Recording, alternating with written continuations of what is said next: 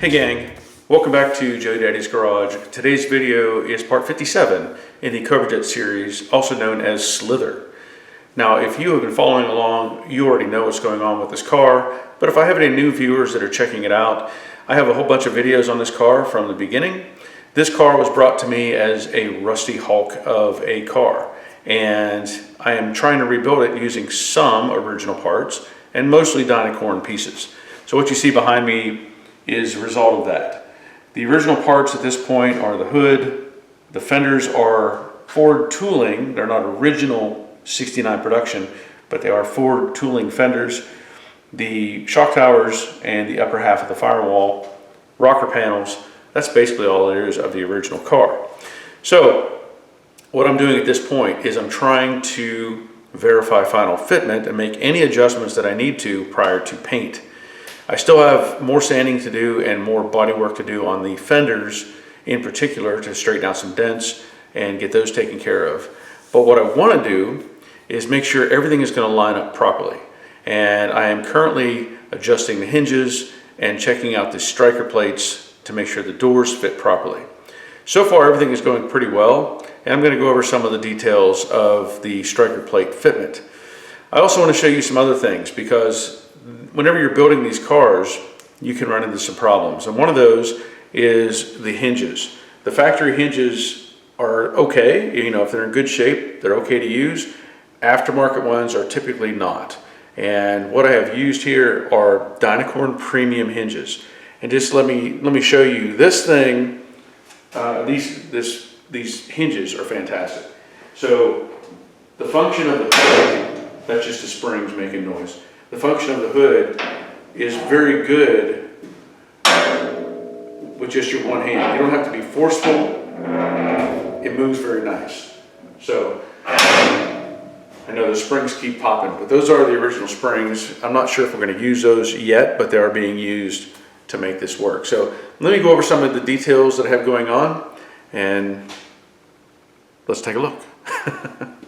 So on the driver's side, I have the fender bolted on loosely and I have the door in place, but I'm not at final adjustment on this. So a lot of these things will come into play, like the top of this door needs to move in to help address some of this overlap at the fender. The fender needs to go in. So there's a lot to do on this side, and I'm just now getting to this adjustment on this side. On the front here, I have the gap on the fender, pretty close. Again, there's still adjustment to do. The passenger side is very much the same. So whenever you're doing these sort of things, especially on this car, there are some variables here. This cowl panel, this actually can move slightly back and forth, and it fits underneath the trim and interacts with the gasket for the windshield. So whenever you're doing these, to me, what I look for is this fitment, because this makes this adjustment as well. So before you get to that point, you need to get the doors right. So with the door adjustment, once you get that set and you get the fender set, this basically gives you this location, okay? And then this allows you to do the gap up here on the hood. And if you need to, you can move this back and forth some, because even though this is lined up with the fender, there is still room for adjustment. This will slide back and forth just a little bit to help it compensate. The fender, I want to make sure that I have the alignment with the door and it flows correctly, and that's going to help set up this gap. Now the thing is, you can't change the width of the hood, in theory. You really can't, unless you were to grind something off and do some modifications. So what I'm trying to do is make sure that all of this stuff interacts the same. So if I have the cowl panel set left and right, and I have it fore and aft, that helps set the hood left and right and fore and aft based on the reveal of the gaps. So at this point, I'm working on the door latch assembly for the passenger side. Now I did film some of this. I was trying to film it with my camera, but I inadvertently put it in time lapse. So I'm going to cover some of that here in just a minute and show you how that went. So I'm using these ACP strikers, and what I ran into was when I first put it on, the door would not go in far enough. And so these openings here, where the striker mounts, I found that the plate had more adjustment inboard, but the screws would hit the edge of the opening. So I used a rotary file and I opened up those holes slightly so I could move the plate inboard, and that worked. So after making the adjustments on the striker mount, I was able to get the door to sit much more flush with the quarter panel. So you can see that right there. Now, of course, there will be gasket issues, trying to push this away and different things. And there's still a little bit of adjustment that needs to happen. Right now, I don't have any weight in the door. I don't have the glass or anything like that. So I can open this door and tell you whenever you're doing these, the striker, when I put it on, I always set it loosely and then adjust the up and down by looking through the gap where the door latch is. Once I have that satisfied, then I can work on the in and out. And like I said, this one I had to do some adjustment to get it to go in a little bit more so that the door would line up properly. Now there's still more to do with this, but that's just giving you the basics at this point. Now up here, the fender is not bolted down yet completely. Then there needs to be some shims put at the bottom, because if you try to put the bolt in, it'll compress and kind of bow the fender out a little bit. And then up here at the top, where the bolt goes here, the bolt itself is hitting the inside of that plate. So I can't go inboard anymore without it fighting me. So you can see I can push on it, and that changes this gap, which is good, but it wants to rebound back out. So I need to give it a place to go. That's also going to affect this subtle gap right here and affect this somewhat. So there's still a lot of adjustment to do.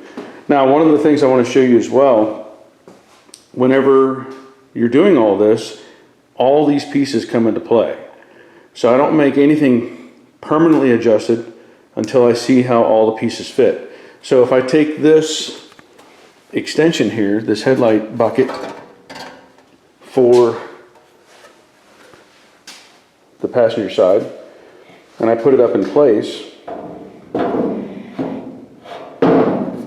you'll see that the hood, the gap at the end is very, very close, and I'm on, on the money with the shape of everything else.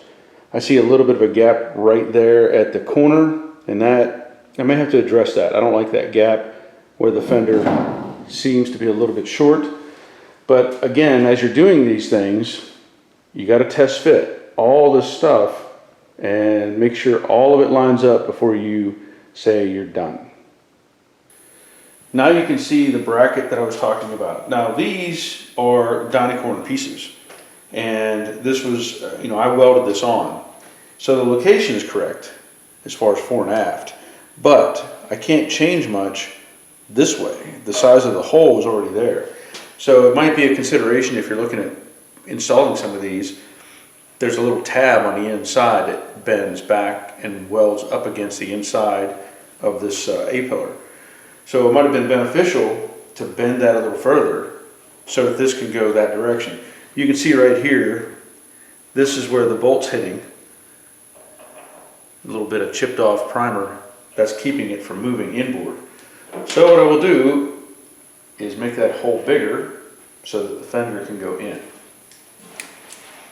Again, little rotary file. Kind of hard to not block the camera, but I'm going to try. See if you can see what I'm doing here.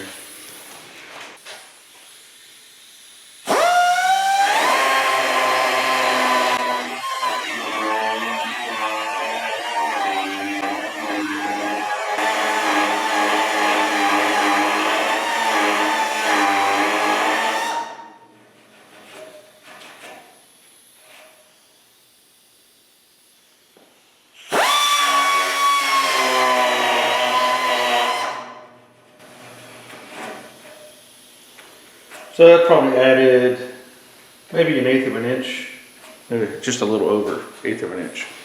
So we'll see how that works. So I'll show you where we're at the moment. You know, this little corner I mentioned earlier, I was able to take a hammer and dolly and reshape that slightly to get the right point. So that looks good now. Back here, after adjusting the door and the fender, I've got really good overlap, or let's say no overlap, all the way down. So I'm very happy with that. The only thing I don't like too much is the transition of that opening, that gap. The problem you run into, you know, even though these are Ford tooling fenders, this is a Dynacorn door, they're not going to be exactly the same. Like up here, this is a little bit tight. It's not going to make contact. I just don't like it. So I'm probably going to add some weld to the front edge of this door. Not much, but just enough to build this up slightly so that this transition looks better throughout. I can't do much down there. It's a little bit more tight, but there's nothing else I can do. I'm not going to grind away the fender. But if I can add just some right here, that'll help correct that gap. Otherwise, everything else looks good. I'm very happy with that. The adjustment here with this bolt allowed this to come in, took care of this, and now the gap is even just a little bit tighter on the hood, but it's still dead on. So very happy with that. So I will probably do some welding right here, like I said, and then regrind it and try to get that gap more consistent. I'm undecided what I'm going to do here yet. I don't know. I don't want to grind off the door so much, but I may trim back this fender just slightly, just to have a better overall line.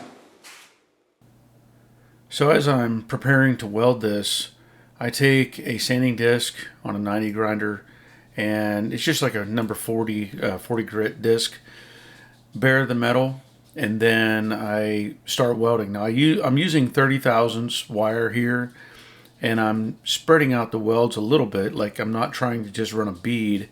I am stacking these welds, and I want to just kind of build that up to get a start. Take the sanding disc again, knock down any of the buildup that may be in my way, and I continue to stack these welds. Now I'm taking my time, and I'm looking at where I'm seeing gaps that may be a little bit bigger, and I'm trying to build those up ever so slightly. It takes time to do this. You want to make sure you're not going too fast so you don't run the risk of warping the metal. So again, I come back and I sand it down, and I'm trying to see if there's any low areas or anything that I have to backfill to make it look right. I grind down the front edge, trying to mimic the shape of the fender as much as I can. And then I come back and fill up any other welds. Now, at some point, I switched off disc to a more finer disc so I could get a better look at it. But I stack these welds up again, and this is on basically the line that is between the edge of the weld and the door itself. So in this case, I switched over to 023 wire, and again, slowly just kind of build it up. I had a few adjustments I had to make on the welder, so I stepped away just occasionally here, and I got the welds built up, and I filled up any low spots at the top or bottom, and then I came back in and sanded off the high build of the weld. Again, cleaning up that front edge and working the edge back down at the side of the door. I did use the number, I think it was a 40 grit disc is what I have, and then the other one I believe is an 80. I want to say it's an 80 grit disc. So I sanded that down and verified that it was the shape that I wanted. Cleaned up some of the residue from on the primer, and there it is. Okay, you can see now this gap is probably just a little bit tight. I did the initial grinding on it, and I smoothed up the face of it. However, the concern is you want to make sure you're going to have clearance for the door to open. It's got a pivot inside of that. So I did open this, I looked at it, I'm going to do it again, and It's a little close. It's a little bit close, so I have to be careful with that. And I'll probably grind down a little more right in this area in particular, but I want to make sure that the whole motion of the door is going to work. You see that? A little close, but much better now. I'll just reduce that a small amount. I'm still undecided what I'm going to do up here at the top, if I'm going to mess with that or not, because it doesn't affect anything other than it's a little close. So once I open the door, that pulls away from the fender. So we'll see. But I'm liking that a lot. One more little detail that I want to address is when I'm welding that edge, sometimes I would do this without the fender on, depending on how much material I needed to add. But I was, putting the weld right on the edge, and now I'm left with some overhang inside the door. So I will eventually take the door back off, clean up that edge, and if I need to add any more weld just to make it nice, I will do that. But just take care of that inner edge as well. So at this point, I'm pretty happy with how the door looks up there at the top. And I've worked on the bottom as well to get the transition right where it meets the rocker panel. I had to order some shims, so I found this kit on Amazon. Gave me a variety of choices for that. So at this point, I'm pretty happy with how all of this looks. I'm still kind of undecided on this door gap, whether I want to change it or not. I recently went and looked at a friend's original 69 Mach 1. I can post some pictures of that as well. And I know we all stress over these gaps, and I can tell you from his car, there's variations on those. And again, he bought the car brand new in 69. So I'll show you some of those pictures, but I think this is all I'm going to be able to get done today, and I'll tell you why in just a minute. So I had a lot more planned for this video, but I also had a visitor show up this week, and it was kind of cool. If you know Robert, the Infernal Craftsman, he came by for a visit. He had actually bought some hood hinges, some Dynacorn premium hood hinges at a swap meet event. Got a good price on them, but he can't use them because they're not for his car. And we had messaged about those. And so being that he has flight privileges because his wife works for an airline, then he was able to load up those parts and bring them to me. So he put them in his suitcase, brought them to me, and I exchanged with him some parts that I have that he could use on his 65 coupe. So we spent a couple days together. We ended up going to the Savoy Automobile Museum up in Cartersville, Georgia, and we shot some video up there that I'll share in another video. But that's all I can get done this week, and it was a good time. It was great to interact with him, share some information, and have some food and some fun. And so I look forward to getting that video out as soon as I can. But that'll be it for this video. I want to thank you all for watching. There will be more coming. Obviously, there's still more to do on the car. But I want to thank you for watching, and I want to thank my patrons who are supporting me in this effort. It's nice to have people behind me whenever I'm trying to make these videos and keep things moving. So if you're interested in becoming a patron, there is a link in the description below. Also, I'll post a link to various other products that I may have bought and used on my cars. I think I can get the shim kit shown up on the description as well. There will be an Amazon link, different things like that. And of course, I do have a Facebook page, a variety of things out there. I do Instagram and all that. But anyway, thanks again for watching. And until next time, take care of yourselves. See ya.